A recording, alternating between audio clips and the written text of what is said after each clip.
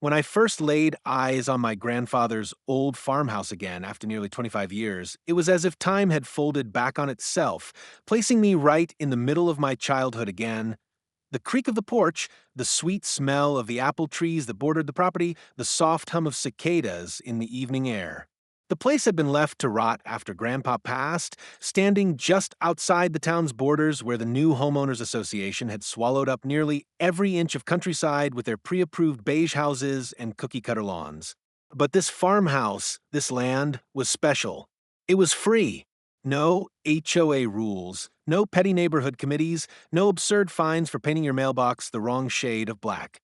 The moment I saw the peeling white paint and the sagging barn doors, I knew I was going to bring it back to life.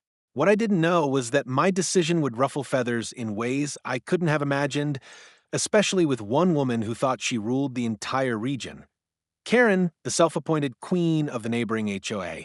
I closed on the property within a month, paying cash from the savings I'd built after years of running my own construction company and serving as mayor of the very town that the HOA bordered. Of course, I didn't broadcast that last part. My political position wasn't exactly something I flaunted, and I preferred people to judge me for my work, not my title. When I moved in and began renovations, I could almost hear my grandfather's laughter echoing through the halls. Every nail I hammered, every floorboard I polished felt like a tribute to him. The farmhouse was old-fashioned, built in the 1940s, and had weathered decades of storms and neglect, but its bones were strong. My team and I replaced the roof, restored the stone fireplace, and even unearthed a few of Grandpa's old tools from the shed. I spent long evenings sitting on the porch, watching the sun set over the fields, grateful that I'd brought something beautiful back from the brink. But peace never lasts long when entitlement lurks nearby. It started with the cars. Karen and her HOA entourage would drive past the property slowly, their eyes scanning every inch like vultures sizing up a carcass. The HOA neighborhood, called Maplewood Meadows, was directly across the narrow dirt road that led to my farm. It was filled with pristine lawns, white fences, and residents who took their bylaws more seriously than the Ten Commandments.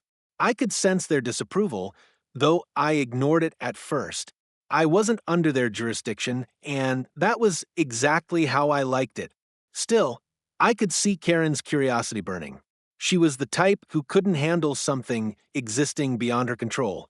She'd been HOA president for over a decade, notorious for handing out fines for things as ridiculous as slightly faded shutters or non-compliant holiday decorations.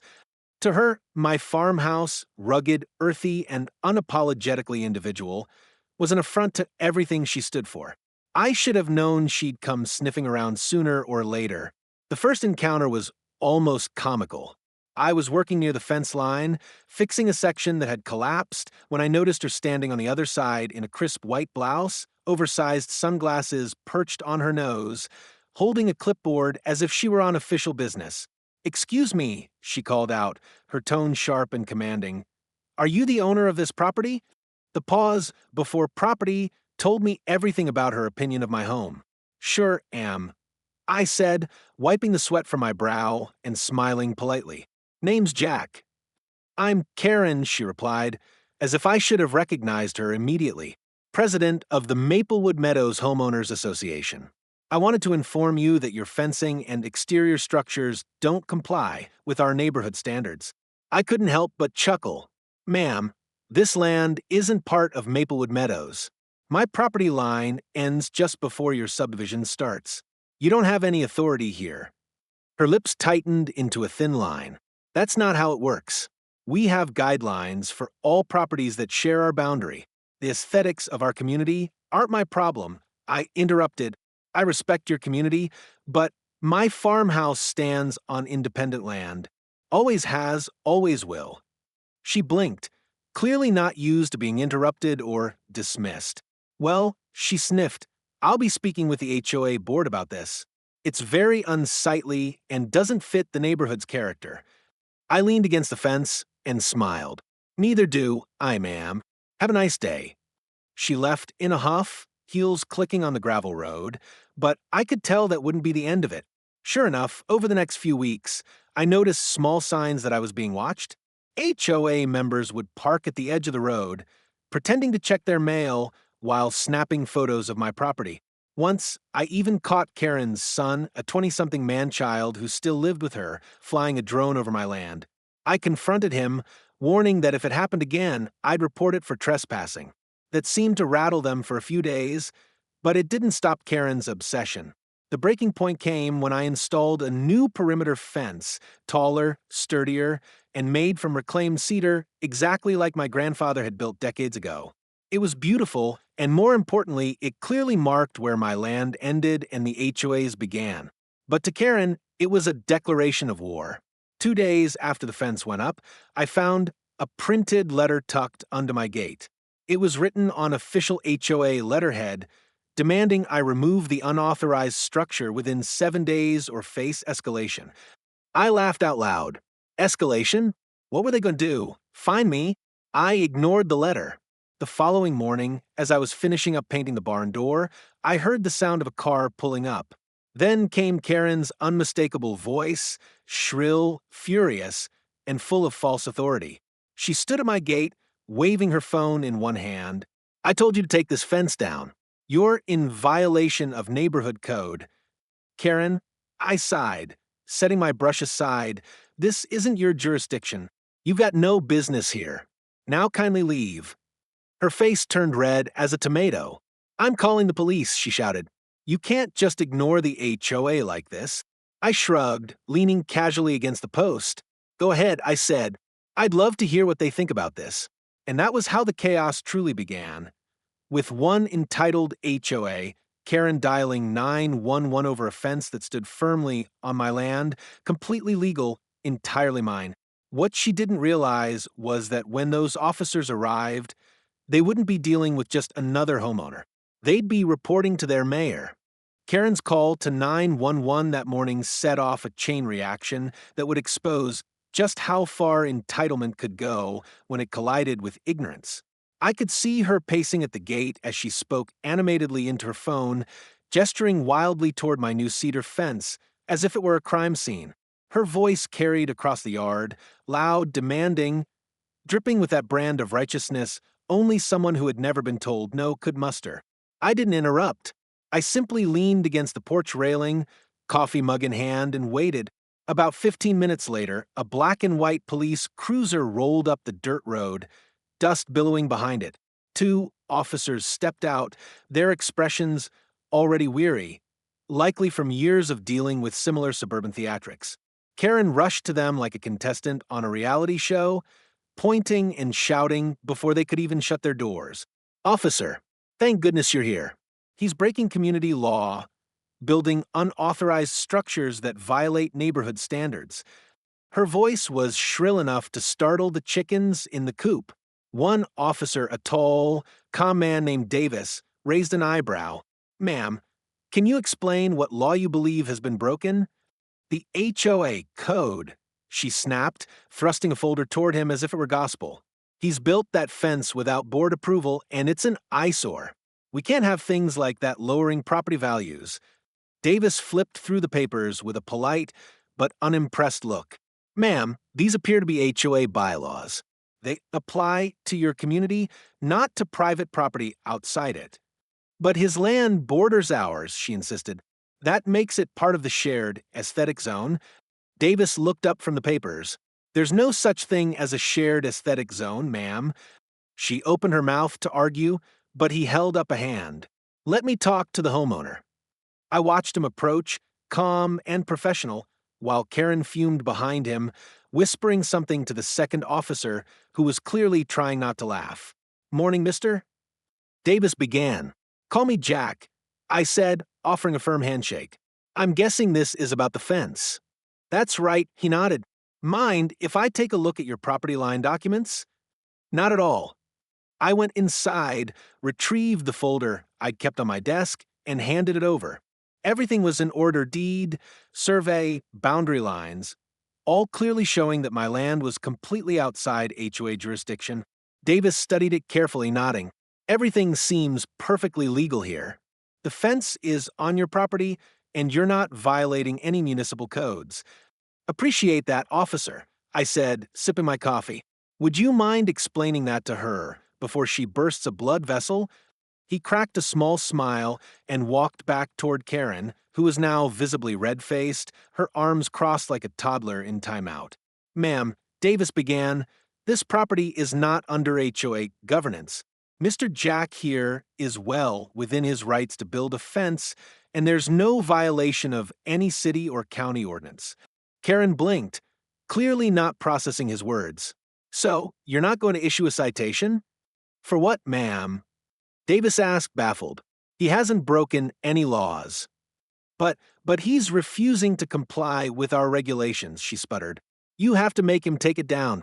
Ma'am, the second officer finally spoke, his tone edging toward amusement. We enforce state and local law, not HOA preferences. This isn't a police matter. I thought that would end it, but Karen wasn't done embarrassing herself. She turned to me, her voice shaking with rage. This isn't over, Jack. You can't just ignore the rules everyone else follows. Everyone else, I reminded her calmly, chose to live under your HOA. I didn't. My grandfather built this house long before your neighborhood even existed. I'm not part of your little club. Her eyes narrowed. Then maybe we'll petition the council to annex your land into Maplewood Meadows. Once that happens, you'll have to comply. That was when I smiled, a slow, knowing grin that must have unnerved her, because she took a half step back. You go right ahead, Karen. Make that petition. I'd love to see it cross my desk. Your desk? She repeated, confused. I finished my coffee and set the mug down on the railing. You didn't know? I said lightly, I'm the mayor of this town. The silence that followed was delicious. Even Officer Davis raised an eyebrow, clearly enjoying the moment. Karen's jaw went slack, her face cycling through confusion, disbelief, and humiliation in rapid succession.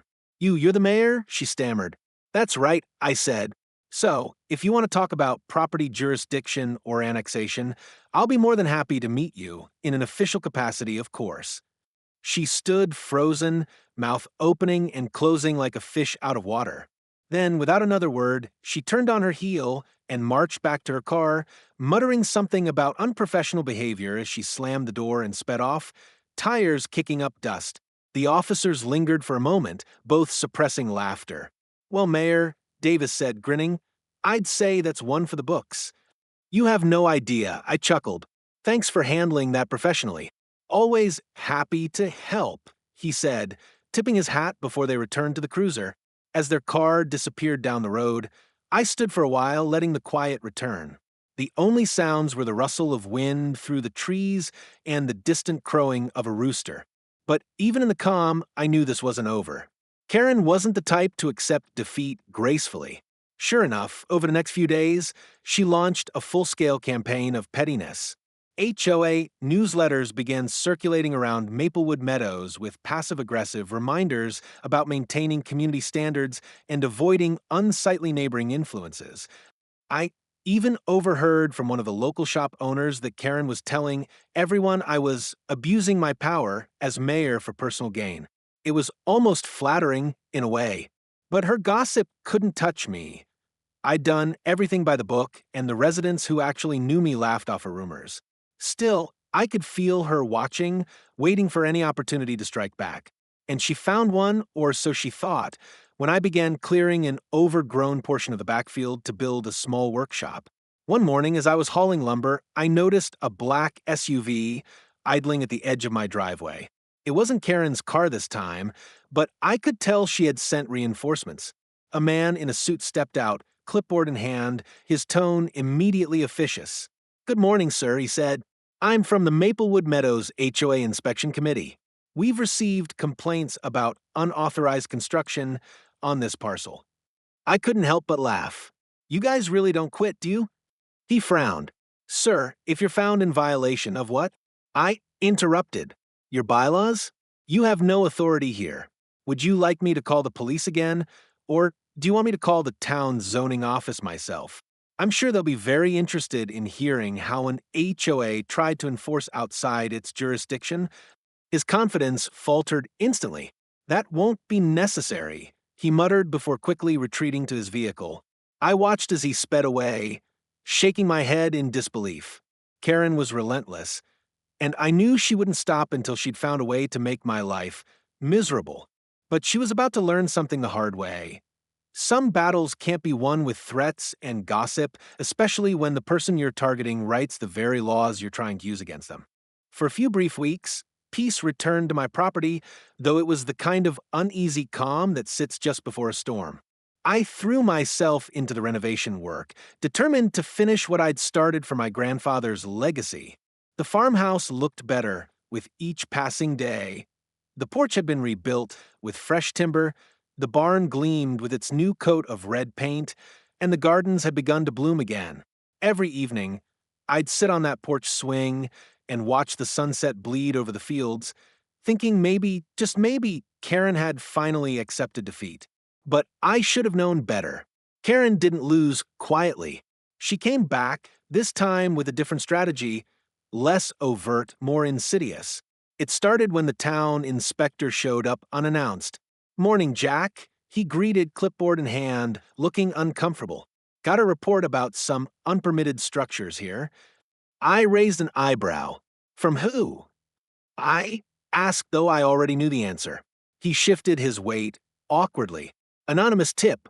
Said you were expanding your barn into a commercial facility." I couldn't help but laugh. "You've been to this property for decades, Mike.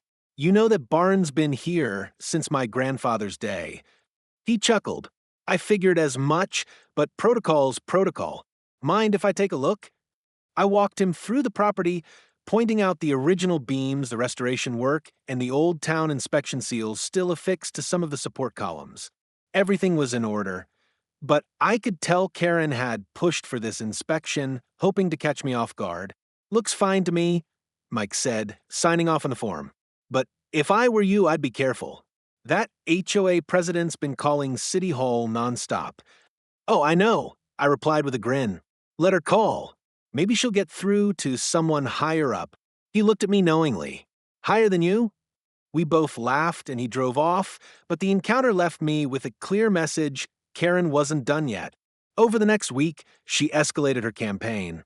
HOA members began dumping their trash bags at the end of my driveway, claiming the waste service confused the routes.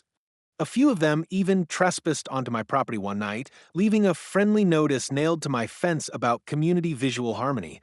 I reported it to the sheriff's department, but even then, I told them not to make any arrests yet.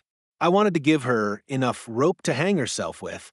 Things reached their boiling point one afternoon when I hosted a small barbecue for some town officials and a few local business owners. It wasn't anything formal, just burgers, beer, and talk about community development projects. We laughed, we ate, and we enjoyed the view of the newly restored land. Then, right as the sun dipped below the horizon, a familiar SUV screeched to a stop outside my gate. Out stepped Karen, camera in hand, followed by two of her HOA board members. She stormed toward us, red-faced and furious, shouting before she even reached the porch. "This is an unauthorized event," she bellowed, snapping photos like a paparazzi. "Large gatherings require HOA approval, and this is unacceptable." The crowd turned to stare, half in disbelief, half in amusement. "Karen," I said calmly, "this isn't your jurisdiction. You've got no authority here." "Don't you Karen me," she barked. "We have rules about noise, parking, and gatherings. You're disturbing the neighborhood. You're standing on private land, trespassing."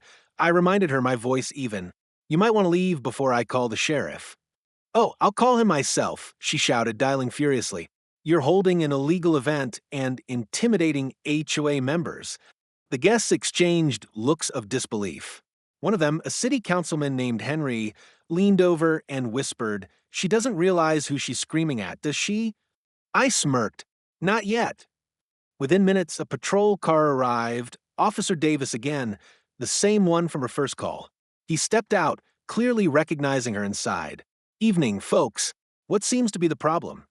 Karen launched into her tirade before he could even finish the sentence, waving her phone around like it was evidence in a trial.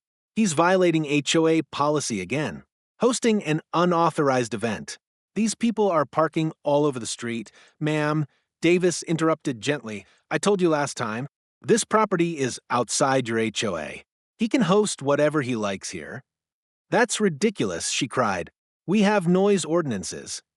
Town ordinances, maybe, Davis said, but not HOA ones. And since you're yelling loud enough for everyone to hear, I'd say you're the one violating any noise rule. That earned a round of quiet chuckles from my guests. Karen turned scarlet. Do you know who I am? She snapped. Yes, ma'am, Davis replied dryly. I've had the pleasure before. Then you should know, she continued undeterred, that I have influence. I'll have this entire event reported to the mayor if I have to. That was the moment I decided to end it. I stepped forward, setting my drink down on the porch railing. No need to report it, I said evenly. I'm already here. She blinked at me, confused. What are you talking about? You said you'll report it to the mayor, I continued, taking a step closer, so go ahead. I'm listening. For a second, there was only silence, the kind that stretches on forever when realization hits. Karen's mouth fell open as the truth dawned on her. You weren't joking, she stammered. You really are the mayor? Yes, ma'am, I said, my tone polite but firm. And as mayor, I can assure you this gathering is perfectly legal. So, unless you've got a legitimate complaint under town law, I suggest you stop trespassing on my property. Her face twisted into something between outrage and disbelief. You think your title means you're above the rules? No, I replied, voice cool. It means I know what the rules actually are. The guests laughed softly, and even Officer Davis couldn't hide his grin. Karen sputtered, speechless, then turned to Davis. Aren't you going to do something? He's abusing his power. Ma'am, Davis said with visible patience, he's literally on his own land, doing nothing illegal. I suggest you and your friends head home. She glared at him, then at me, then finally at the group of guests still watching. This isn't over, she hissed. You'll regret crossing me. Karen, I said, leaning on the porch post, you've been crossing people your whole life. Maybe it's time someone drew a line. She spun around, stomped back to her SUV, and sped off into the night. The tension lifted instantly, replaced by laughter and disbelief from my guests. I thought you were exaggerating about her, Henry said, shaking his head. She's something else. Oh, she's persistent, I replied, but she's running out of leverage. I didn't know, then, just how true that statement was. Because while Karen thought she was fighting a simple neighborhood dispute, she was about to find herself facing a very different kind of battle. One that would play out in a city council meeting, in front of the very people she'd been harassing for years. And this time, she wouldn't be the one holding the clipboard. After the barbecue fiasco, Karen's humiliation spread through Maplewood Meadows faster than gossip at a church potluck. Every neighbor in her subdivision had either seen the videos, recorded by a few amused guests, or heard the story from someone who had. By morning, her reputation as the HOA queen had turned into a punchline. People joked about her citizen's arrest attempt and how she yelled at the mayor on his own property. But instead of taking the loss quietly, Karen did what entitled people do best. She doubled down. I could tell she was plotting something when I saw her car parked outside City Hall the following Monday. I was inside, going over budget reports with my council members, when my assistant buzzed the intercom. Mr. Mayor, she said hesitantly, there's a Mrs. Karen from Maplewood Meadows here to see you. Says it's urgent. I smiled. Send her in. Karen stormed into my office, her sunglasses still on despite being indoors, a stack of papers clutched to her chest like battle armor. We need to talk, she said curtly. Of course, I replied, motioning for her to sit. She refused. I'm filing a formal complaint against you for abuse of power, intimidation, and violation of community standards. I leaned back in my chair, suppressing a laugh. Community standards? Karen, you do realize the HOA isn't part of the municipal government, right? Maybe not, she snapped, but as mayor, you represent the town's image, and your property, your behavior, undermines that image. How so? I asked, genuinely curious. Because I own land outside your HOA bubble? She slammed the papers on my desk. Because you mock the rules that keep our community orderly. You're supposed to be an example, not a rebel. I studied her for a moment, realizing what this was really about. It wasn't about fences, noise, or property lines. It was about control. Karen had spent her entire adult life ruling over her subdivision like a miniature monarch, and she couldn't handle the fact that someone, especially someone in authority, refused to bow to her imaginary throne. Karen, I said, finally, I appreciate your passion for your neighborhood, but you're crossing lines. You've harassed me on my property, called the police without cause, and attempted to use your HOA as leverage against city law. You need to stop. Her nostrils flared. You think you can threaten me? Not at all, I said evenly. I'm advising you, because if this continues, you'll be facing more than just embarrassment. She sneered. We'll see about that. With that, she snatched up her papers and stormed out, nearly colliding with my assistant in the hallway. The door slammed behind her, and I sighed, rubbing my temples. I had dealt with tough political opponents, angry citizens, even lawsuits, but none of them came close to the sheer persistence of HOA Karen. That evening, I went home expecting quiet, but instead, I was greeted by the flashing lights of a utility truck. Two workers stood at the end of my driveway, holding clipboards. Evening, gentlemen, I called out, approaching them. Everything all right? We got a request to shut off your water line, one of them said. Says there's a code violation with your system. My jaw tightened. Who issued the request? He checked his paperwork. Came from a Maplewood Meadows HOA. I couldn't help but laugh. You've got the wrong authority. This property isn't under their control. The workers exchanged looks. That's what we figured, but the request had an HOA seal and your address. We thought we'd double-check before doing anything. Good thinking, I said. Leave it as is. I'll take care of this. The next morning, I filed a formal notice to the county clerk, officially reinforcing my land's exemption from HOA jurisdiction. I even sent a copy to Karen's home address attached to a polite note that read, "For your records, since you seem to misplace them often." That must have hit a nerve, because by Friday my office started receiving a flood of frivolous complaints, anonymous tips about illegal activities on my land, ranging from livestock violations to noise pollution caused by tractor use. Each one had Karen's writing all over it, though she never signed her name. My staff began rolling their eyes whenever a new report came in. Another one? My assistant asked one morning, holding a crumpled letter. Yep, I said, not even glancing up. Let me guess, this time it's about my porch being too rustic for community aesthetics? She snorted. Close. It says your rooster is a public disturbance. I laughed. That rooster's older than her HOA. But the real showdown came during the next city council meeting. As mayor, I chaired those sessions, and anyone could sign up for public comment. And of course, there she was, front row, clipboard in hand, lips pursed like she'd just bitten a lemon. When her name was called, she marched up to the microphone with theatrical precision. Good evening, council members, she began, her tone dripping with false civility. I'm here to address a serious concern regarding our mayor's conduct. The room fell silent. Even the other council members turned toward me, trying not to smile. Karen went on, dramatically outlining her evidence, photos of my fence, screenshots of the barbecue, even blurry images of my tractor. This behavior, she declared, sets a poor example for our community. It shows disregard for regulations and undermines the values we strive to uphold. When she finished, I thanked her and leaned toward the microphone. Thank you, Mrs. Karen, for your comments. I'd like to clarify a few points for the record. First, my property lies outside HOA boundaries, making their regulations inapplicable. Second, every modification and activity on my land has been approved under municipal code. And third, I paused, glancing around the room. I believe personal vendettas have no place in civic proceedings. A ripple of quiet laughter spread through the audience. Karen's face reddened. This isn't personal, she hissed. This is about integrity.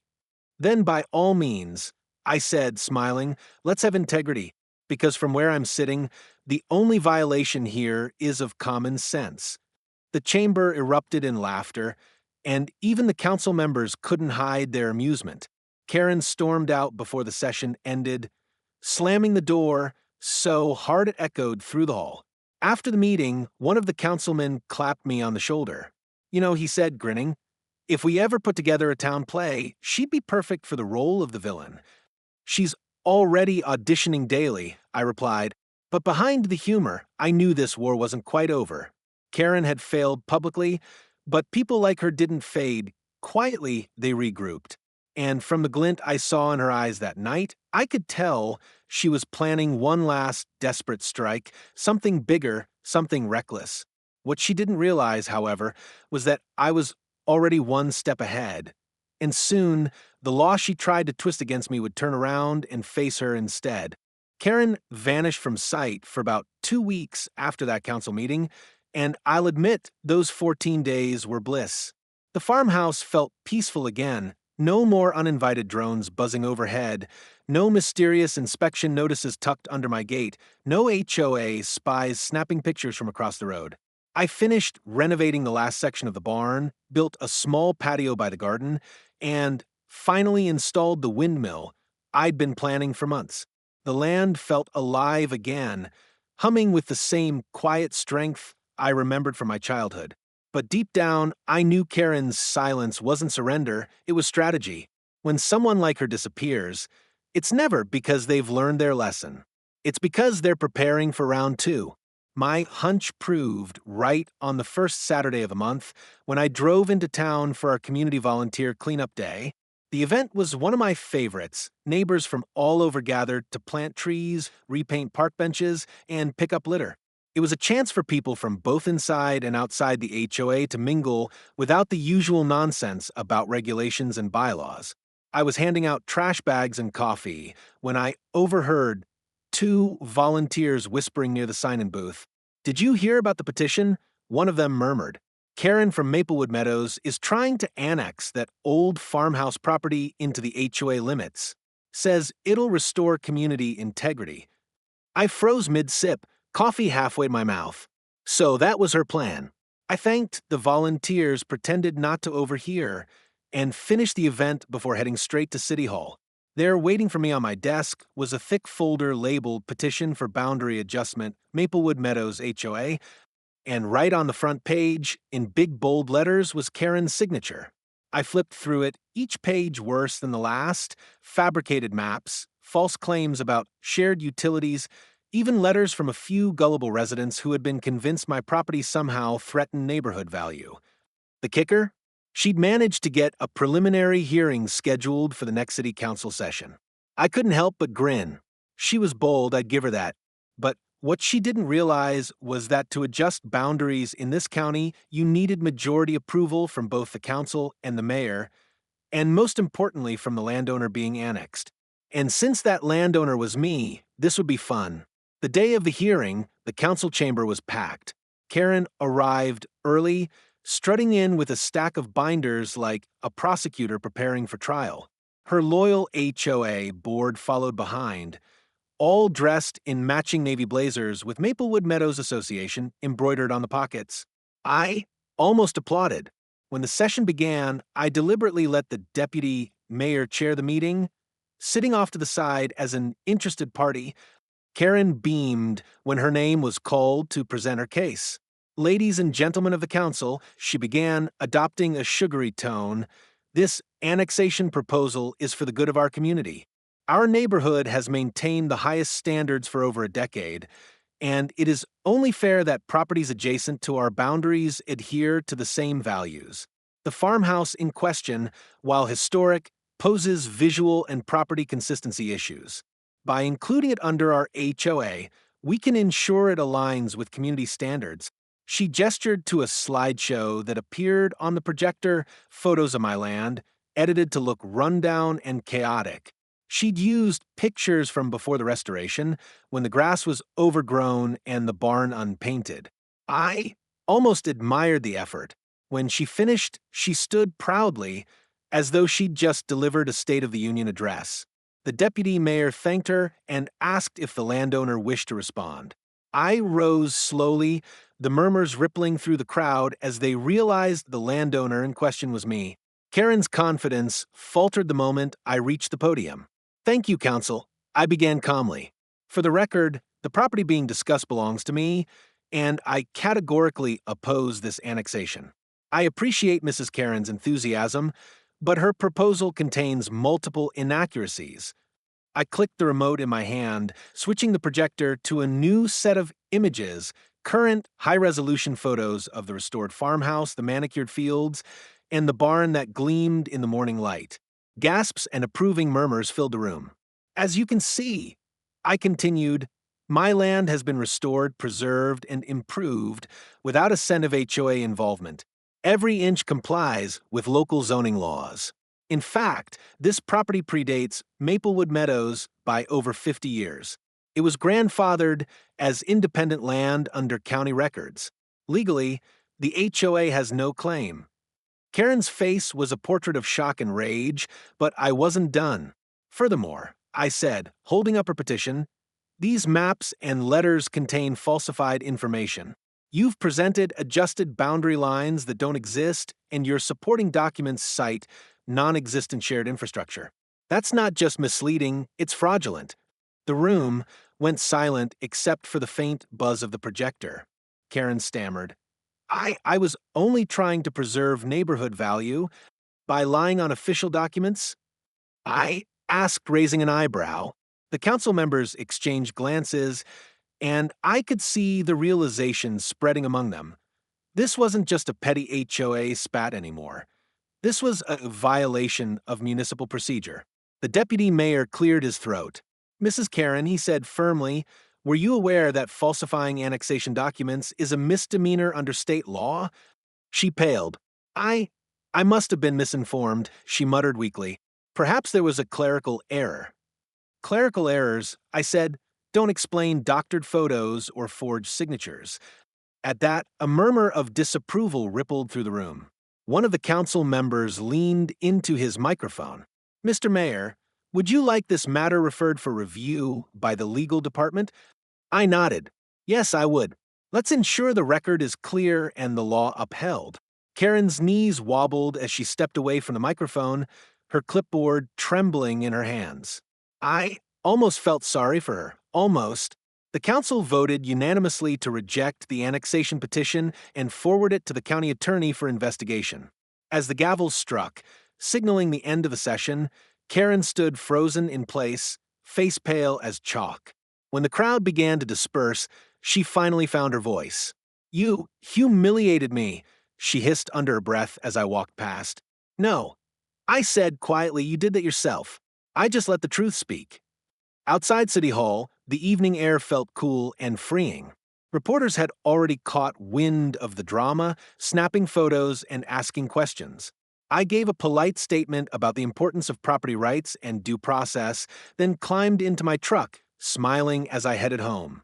For the first time in months, I felt like the farmhouse and my grandfather's land were truly safe. Karen had tried to use every trick in the HOA handbook to control me, but now she'd written her own downfall in black and white. What I didn't know yet was that her humiliation wouldn't stop her. It would push her into one final, desperate act that would end everything for good. After that chaotic council meeting, the dust settled, but not for long. The town buzzed with gossip about the HOA scandal, and Karen's name became synonymous with overreach. The local paper ran a headline that read, "HOA leader falsifies documents, mayor exposes illegal annexation attempt." It spread like wildfire. Everywhere I went, people offered me congratulations or laughter at Karen's expense. At first, I thought the humiliation would keep her quiet for good. I figured she'd retreat into her cul-de-sac, lick her wounds, and find a new hobby that didn't involve micromanaging everyone within shouting distance. But I had underestimated her pride.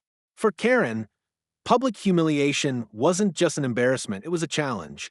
The day after the article came out, I noticed something odd while driving home. A white SUV was parked just outside my gate, engine idling, with tinted windows rolled halfway down. When I stopped to unlock the gate, the driver quickly sped off, tires kicking gravel. I brushed it off as paranoia, but that was only the beginning. Over the next week, little things started happening. My mailbox was smashed open one morning with a pile of shredded HOA newsletters stuffed inside. The private property sign at my gate disappeared, replaced by a printed flyer reading, "Community belongs to everyone." Then, one night around 11 p.m., I caught someone standing at the edge of my property near the barn, silhouette barely visible under the moonlight. I shouted, and they bolted into the trees. The next morning, I found fresh footprints in the mud and a half-empty can of spray paint nearby. They'd started tagging the barn wall before I scare them off. That's when I installed cameras all around the farmhouse, motion sensors, floodlights, even a gate alarm. I wasn't about to let anyone, especially Karen or her HOA cronies, damage the land my grandfather built with his own hands. For a while, the cameras caught nothing but deer, foxes, and the occasional stray cat. But one Friday night, just after midnight, the alarms tripped. The footage showed a car stopping near my fence line, headlights off. A figure, female, blonde, wearing a hoodie, climbed out and walked toward my garden. Then came the sound of glass shattering. I jumped out of bed, grabbed my jacket, and ran outside. The wind cut sharp against my face as I sprinted toward the noise. By the time I reached the garden, the figure was gone, but one of my solar lamps lay smashed on the ground. The next day, I checked the camera footage again. There was no mistaking her, Karen herself, caught red-handed trespassing on private land. I debated whether to confront her or go straight to the police. As mayor, I didn't want to blur professional lines, but this had gone too far. I drove to the sheriff's office with the footage, and the deputy on duty, a solid guy named Dan, raised his eyebrows as he watched the tape. "That's her, all right," he said. "We've had a few complaints from her neighborhood, too. Seems she's been getting unstable." "Unstable?" I asked. He sighed. "She's been calling us at least twice a week, reporting suspicious activity, claiming someone's targeting her. But every time we check, there's nothing there." It was clear Karen's obsession had reached a breaking point. Dan assured me they'd take care of it, file a formal trespassing warning, and keep an eye on her house. For a couple of days, things went quiet again. Then Sunday morning came. I was in the kitchen making coffee when I heard sirens wailing outside, multiple vehicles, all heading straight down my dirt road. My stomach dropped. I stepped outside just in time to see two police cruisers and an ambulance pull up to my gate. The officers jumped out, and before I could say a word, one of them shouted, "Mayor, stay where you are, please." My mind raced. What in the world was going on? We received a call about a possible hostage situation here. One officer said, "Hand on his holster." Caller claimed a woman was trapped inside the farmhouse. My jaw dropped. That's ridiculous. I live alone. They swept the property anyway, checking every room, every shed, even a barn. Of course, they found nothing. When they returned, one officer looked embarrassed. "Sorry, sir. False alarm. The caller used a blocked number, but the voice recording sounds like a woman. We'll trace it." I didn't need to guess who it was. Karen had done it again, only this time she'd weaponized emergency services. Not only was that a serious misuse of 911, but it also put real lives at risk. The officers promised to investigate, and I filed a formal report. That evening, I sat on my porch watching the sun sink over the fields, thinking about how far things had spiraled.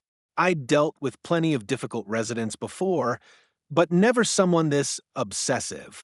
She couldn't accept that my farmhouse existed outside her control.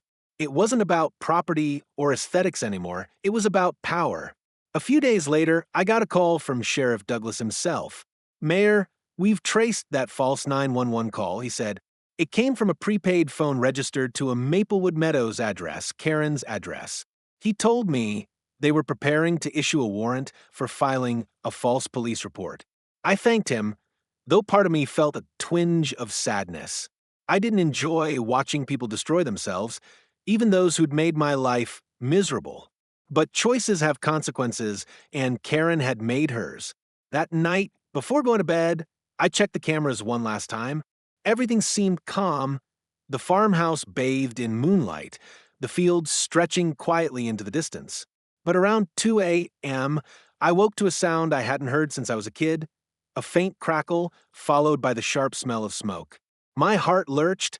I threw on my boots and ran outside, eyes wide with horror. Flames were licking the side of the barn. My barn. I grabbed the hose, shouting into the night as I doused the growing blaze, coughing as smoke filled the air. It took nearly 20 minutes to control the fire until the volunteer fire crew arrived.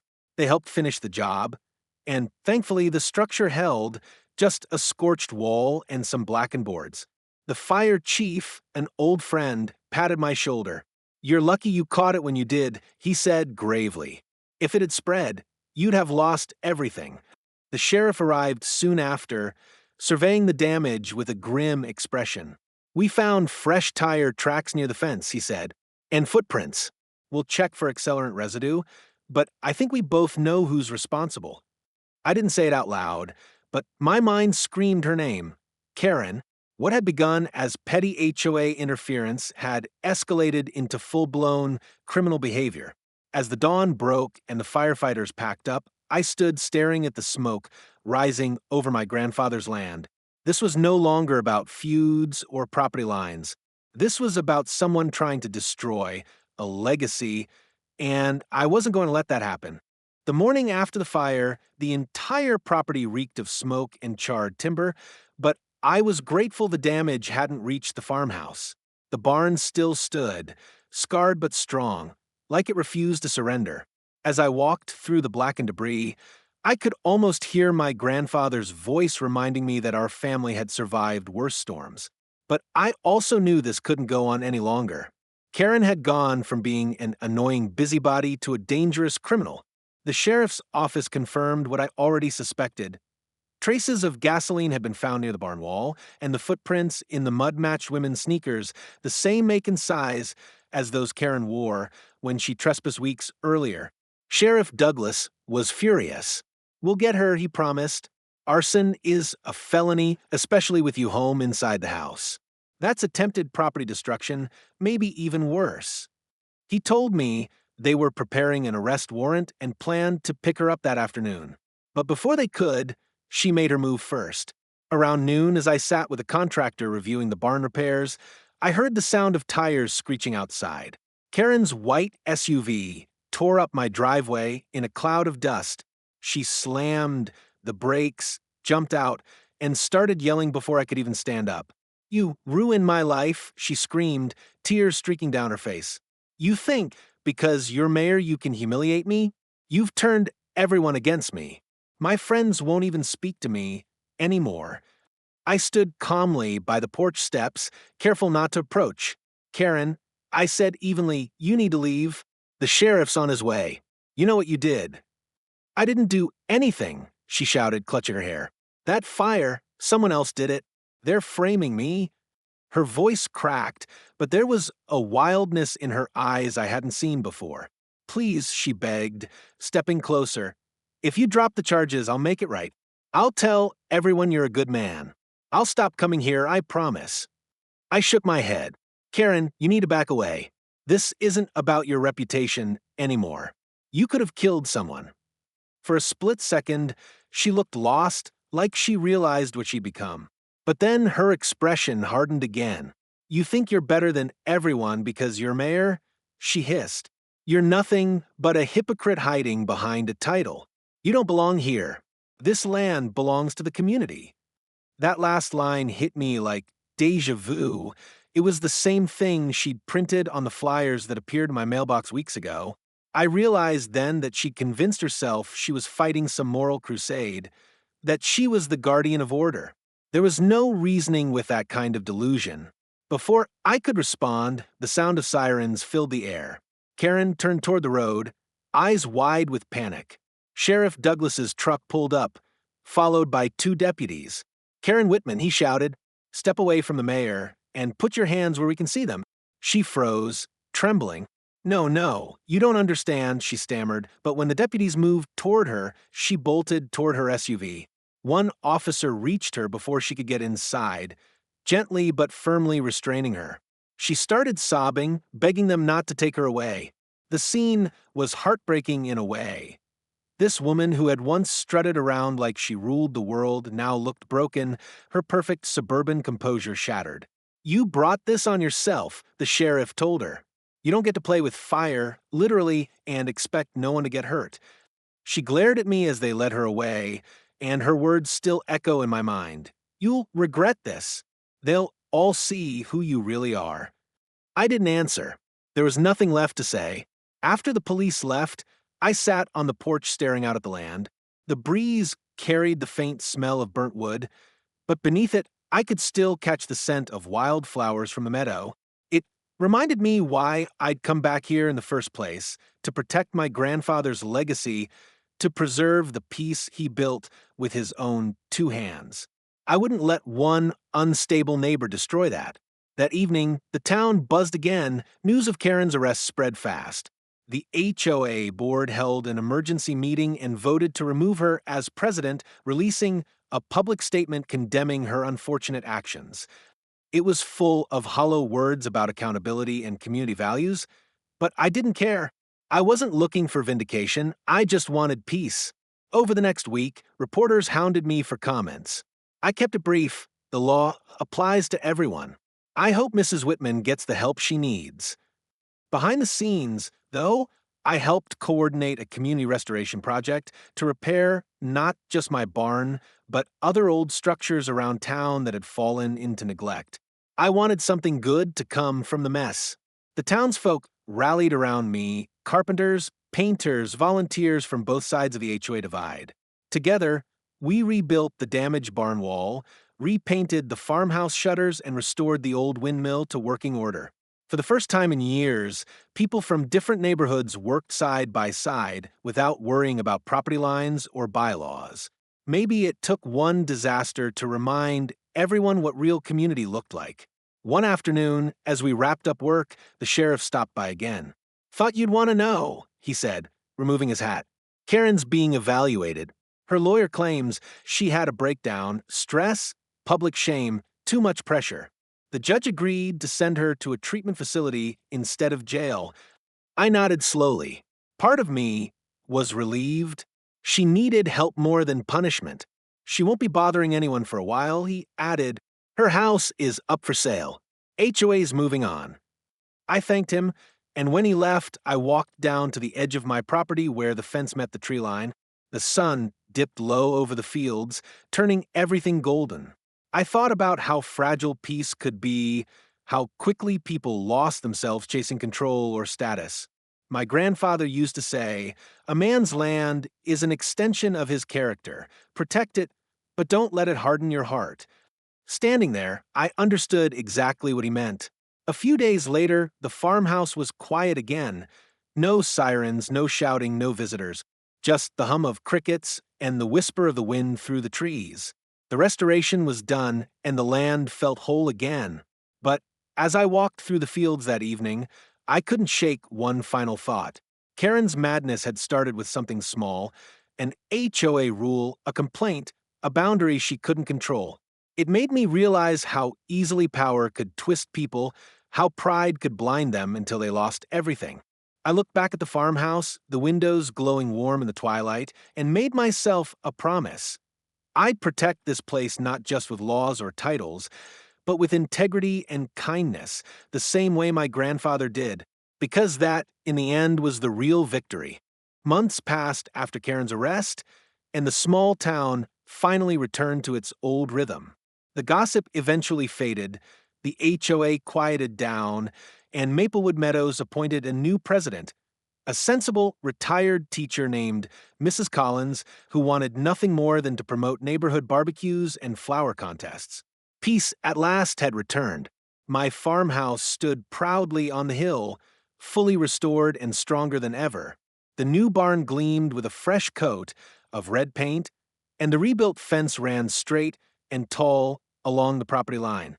Every morning, I'd walk out to the porch with a cup of coffee, watching the sun spill over the fields the same way it had when I was a boy helping my grandfather mend fences. Sometimes I swore I could still hear his laugh echoing in the wind. Life was good, simple, quiet, honest, but even in that peace, the shadow of what had happened lingered in small, invisible ways. The scorch marks on the barn had long been sanded and repainted, but every time I caught the faint scent of wood smoke, my chest tightened. I'd remember that night the glow of fire, the sirens, and the realization that some people's obsession with control could drive them to destroy the very thing they claimed to protect. It changed how I saw my role as mayor. I wasn't just an elected official anymore. I was a guardian of balance, making sure that rules serve people, not the other way around. And maybe that's what my grandfather would have wanted all along. He built this farmhouse not just as a home, but as a symbol of freedom. Proof that a person's land, when cared for with respect, could thrive without anyone dictating how it should look or feel. As months turned into seasons, I started hosting community gatherings at the farmhouse. At first, they were small, just a few neighbors and local farmers sharing food and stories. But soon, families from both inside and outside the HOA began attending. We'd grill under the stars, kids chasing fireflies while the adults sat by the fire pit, laughing about how crazy things used to be. One evening, as autumn leaves painted the hills gold and amber, Mrs. Collins approached me during one of those gatherings. "You know," she said kindly, "we owe you more than you think." The whole Karen mess, it taught the community a lesson. People finally saw how ridiculous it was to let a homeowners association dictate every blade of grass. I smiled. I just did what anyone should do, stood up for what's right. She nodded thoughtfully. Maybe so, but not everyone has the courage to do that. You reminded us what leadership really looks like. Her words stuck with me. For so long, I'd just been reacting, defending my land, responding to attacks, putting out literal and metaphorical fires. But now, it felt like I could finally build something lasting, something my grandfather would have been proud of. That winter, I launched a local initiative called Heritage Homes, a preservation project designed to protect old family properties from unnecessary development or HOA overreach. The goal was simple: to keep history alive while giving homeowners the freedom to care for their land their own way. The program took off faster than anyone expected. Grants, volunteers, and even local students got involved, painting barns, restoring porches, planting trees. It became more than a project, it became a movement. And every time someone thanked me, I'd think of my grandfather's farmhouse, the spark that started it all, and even of Karen in a strange way. Without her relentless interference, I might never have fought this hard for what mattered. The following spring brought an unexpected letter. It was from the county legal department, informing me that Karen had completed her psychiatric rehabilitation and was being released under supervised care. I read the letter twice, unsure how to feel. There was no anger left in me, just a quiet hope that she'd finally found some peace. I even asked the sheriff to make sure she was settling somewhere far from Maplewood Meadows, and he confirmed she'd moved to a small coastal town with her sister. She wasn't coming back. That night, I stood under the stars, the farmhouse bathed in silver moonlight, and felt a weight lift off my shoulders. It was over for good. Sometimes redemption comes in strange forms, not in victory or vengeance, but in the calm that follows when you finally let go of resentment. A few months later, at the annual town fair, I gave a short speech to kick off the festivities. The crowd gathered by the stage, families, kids, retirees, all smiling and laughing under strings of lights. When it was my turn, I stepped up to the microphone and said, "This town has been through its share of drama. We've seen how pride and power can tear neighbors apart, but we've also seen how kindness and respect can bring them back together. The farmhouse behind me isn't just mine, it's a reminder of where we came from and of what we're meant to protect: community, honesty, and home." The applause that followed wasn't thunderous, it was warm, genuine, like the heartbeat of a town finally healed. After the fair, I walked home through the quiet streets, the sound of laughter fading behind me. When I reached the farmhouse, I paused at the gate and looked up at the weathered wooden sign I'd recently hung above it. It read simply, "Whitman Farmstead, EST 1924. Restored 2025. Beneath it, a smaller plaque read, "Dedicated to all who stand their ground with grace." That night, I lit the lantern on the porch, the same one my grandfather used to guide his way home after long days in the fields. The soft glow spread across the yard, catching the edges of the barn, the old oak tree, and the winding dirt road leading to town. The world was quiet again. As I sat on the steps, sipping coffee, I thought about how much had changed, not just the land, but me. I wasn't the same man who'd bought this farmhouse out of nostalgia. I was someone who'd learned that leadership isn't about control, it's about stewardship. It's about standing up when others won't, about knowing when to fight and when to forgive. And though the scars of the past would never fully fade, the singed boards, the bitter memories, they'd become part of the story. A reminder that peace doesn't come from avoiding conflict, but from enduring it with integrity. As the moon climbed higher, a soft breeze rustled through the wheat field, whispering through the stalks like a voice from another time. For a moment, I could almost hear my grandfather's laughter again, warm and proud. "You did good, boy," I imagine him saying. "You kept the land alive." I smiled, took a deep breath, and looked out over the horizon where the first light of dawn began to break. The farmhouse stood strong against it, an emblem of resilience, of history preserved, of lessons learned the hard way. And in that quiet morning light, I finally felt what I'd been fighting for all along. Not power, not victory, but belonging.